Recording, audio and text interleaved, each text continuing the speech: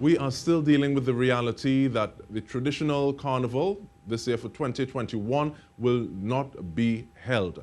But we are joined at this point in time by the Deputy Dean for Distance and Outreach, Faculty of Humanities and Education, Jessel Murray, as well as Dr. Muli Amaye, lecturer at the Department of Literary, Cultural and Communication Studies of the UWI St. Augustine campus, to discuss the Mass and We, Reclaiming the People's Festival, a virtual research and arts symposium. And we start with you, please, Mr. Murray, giving us an idea what this symposium is about.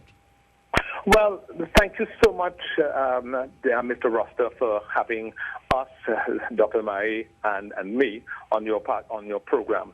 Yeah, you know, so much of the time within the COVID-19 situation, I think sometimes we have found that the University of the West Indies, our academic colleagues, that we are on the sidelines, and we wanted to have a way of looking into the most important, one of the most important of our festivals within Trinidad and Tobago, which is Carnival. And so we came up with a way of saying, you know what, this is a wonderful time, something we have been thinking about right across our Faculty of Humanities and Education, of looking at Carnival and saying where it is, where it used to be, and how can we position for it to be different. And hence we came up with this term. Yes, we as academics, we love to come up with very carefully designed terms, which is the mass in we, and that mass is not just a MAS, but an MASS, the entirety of the population, in claiming the People's Festival, and people is very important, but also reclaiming our festival, because what has come out is that Carnival has came out from the masses. And there's sometimes a feeling that because of commercialization, which is not always a bad thing, I mean, there are many definitions for it, is that the ideals of having the masses look at itself, or as we have said here in our particular document, of pushing and talking back to society in general, is being lost in the culture of being commercial and people, quote-unquote, simply having a good time. I think it's important for people to have a good time. Clearly, that's the idea of festival, and especially our carnival. But we must not lose sight of the ideals that birthed carnival in notions of protest and speech and dialogue and, you know, the picong, if you want to say. And we seem to be losing all of that and turning it into a grand party, which doesn't always seem to have, doesn't always resonate with just about everybody else in the population. So we wanted to have this particular, and we're putting on the symposium a week after the intended carnival in February, the last 3 days after Ash Wednesday, which is about, as I said, and I want to repeat, about reclaiming our People's Festival, a series of dialogues. And just before you continue, I want to bring Dr. Amaye in a little bit, please, Mr. Murray, in the sense that there's a point that you touched on, in the sense that you spoke about being very careful with language. And it would be remiss of me to not ask Dr. Amaye to weigh in on that, dealing with literary, cultural, and communication studies, because looking at the text in your call for papers, which we'll speak to in just a bit, I see ideas of time, dialogue, space, and how it is we are careful with the way those things are literary, or the literary articulation of such. Can you speak to that a little bit? And this is now coming out of the context where we see some pushback against the Prime Minister for his comparing individuals to mythical beings like elves and imps. So, Dr. Amaye. Yes. Hi, thank you. Of course, the call for papers looks academic. The language that we use is, it's been discussed, it's been taken apart. It's like, what do we actually mean? But underneath all of that, we also have the language of people. So we're also saying, okay, we just want to hear what Carnival is to you. What does it mean to you? What will it mean to you? What are you losing? What are you gaining? So it's not only about us using language that separates us as academics from the masses, but also we want to include, it is inclusive of everybody. So we don't want that language to be a barrier, and we actually do have a kind of subtext going on where we're asking people who take part in Carnival in any which way to tell us about it. It's not something that we're not talking about you. We want you to talk to us. It's for all of us. And so it's in anybody's language. And that's one of the things sometimes there is a bit of angst sometimes when an issue or topic is taken from what may be discussed as or called a ground level and then taken to the halls of academia, because sometimes it feels as though there's a level of exclusion that, and Dr. Amaya just spoke to that. Who are you trying to involve in this symposium, Mr. Murray? Well, we have divided the symposium, and Dr. Mai was actually one of the leaders, and as she just spoke so eloquently about what you touched on is about speaking about people without them being in the room. And while the quote-unquote, and many quotes, the academic side is about the call for papers, and of course all of it is we call academic, we have divided the symposium that each of the 3 days, the morning session is the discussion and of giving out, and the call, that's when the papers are quote-unquote actually read. We're reserved all of the afternoons. We can call it a call for conversation. And we have been working, we have been gone out on social media to already invite persons to come in to be, of course this is virtual, to have conversations on the various particular panels. They may not wish to do the papers, and we wanted to give everybody the space, including, I have to almost call them, and if you forgive the term, adversarial panels, like the traditional calypso persons, and we wanted to have a conversation with our younger people who are into soca. We want people who have done traditional mass, which we know has been in danger for some time, to have conversations with people who believe that mass is more commercial, the pretty or the nice mass. Those are just two examples there. So we want to have, and then we want to have an entire session devoted to people who are gig workers for Carnival, the people who we sometimes never discuss, the people who do the rigging, the people who do the cleanup, the people who do who benefit from selling arts and craft and other types of services, who we don't talk about who have been affected. So as I said, there are two major parts. There are papers, and then there's the oral side of it. And we would like to hear from those sectors, because many times, as I think all of us can agree, we forget as academics to discuss the people who are different type, but as equal a part of the fabric of Carnival. And that actually raises the question of what is text, or what is academic text? Because there may be something like a dance on stage that can be codified and broken down to be remounted, but using that to facilitate an academic discourse, sometimes people think it is not possible, and then when you write it in white and black and you condemn it dead into a book, into a library, what does that do for the material or for the content? So, like I said, it begs the question of what is academic text? But I like the fact that you say, okay, well, as opposed to just having papers, there's a call for conversations. But we're going to talk about those conversations when we return. We take a short break. We're speaking with Dr. Molly Amaye as well as Mr. Jessel Murray about the Mass in We, Reclaiming the People's Festival, a virtual research and arts symposium. Stay with us.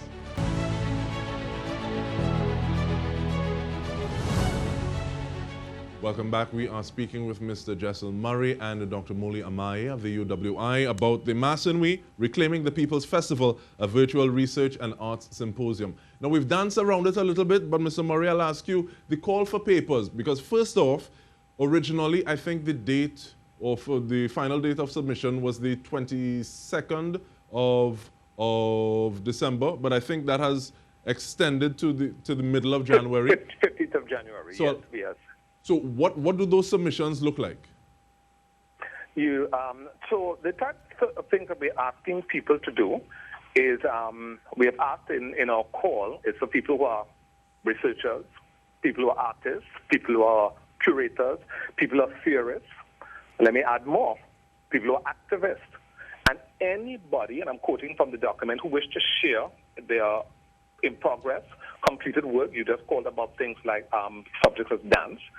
And we are not limited to, but we're looking at many thematic areas, which is not, and it is not an exhaustive list, but we are talking about resistance, a critical part of Carnival, and restoration in Carnival performance.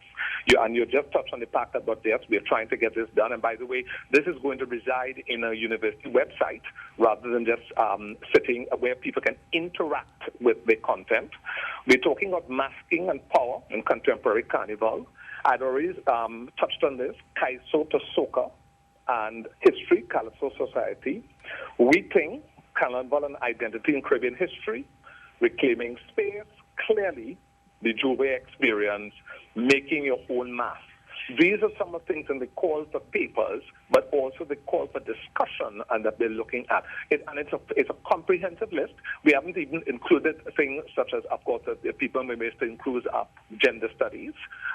Then, of course, there's literature, and we do intend to, because we have a burgeoning film department at the University of the West Indies, and we're asking them as well. They've been invited to utilize on topics on on film in the evenings. Please forgive me, on Carnival in the evenings. So it's a comprehensive sort of discussions all on the way around based on that. And yes, and those abstracts are due on the 15th of January, and you can go up on our website. You can see us on Facebook or any of the applicable media, which will give you the full details of both the invitation for papers as well as the invitations to participate on an oral basis.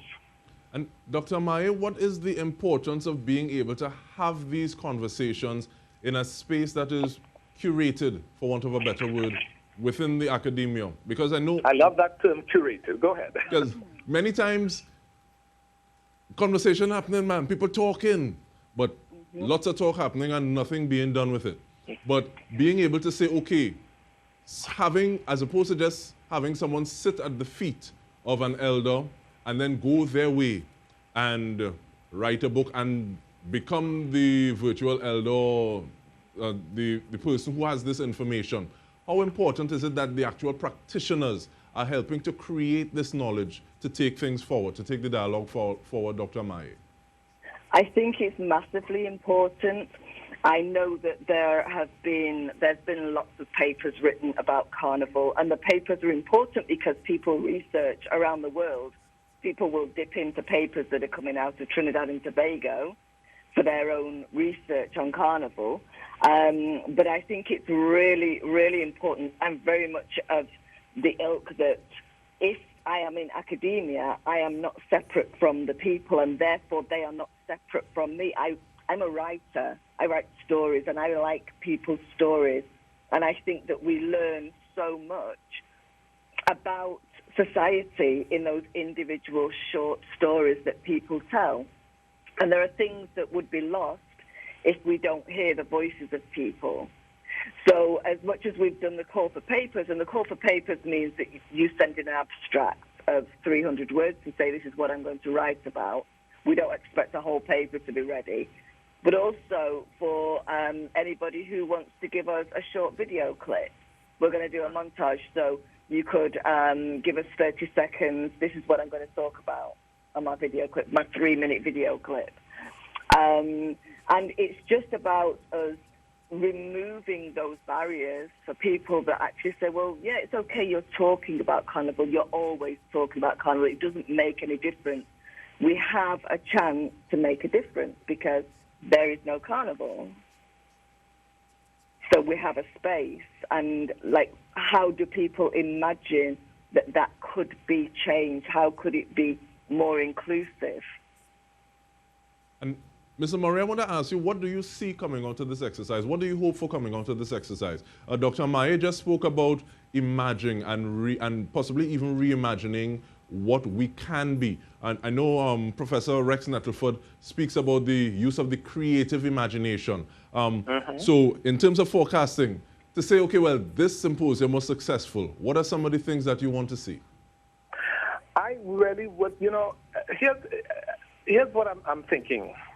Right now, of course, I'm a musician. Dr. Amaye is right. I'm a musician, and recently I gave students as a final project to do a particular bit of research on an aspect of steel. I don't want to get too specific because it will sound like a criticism.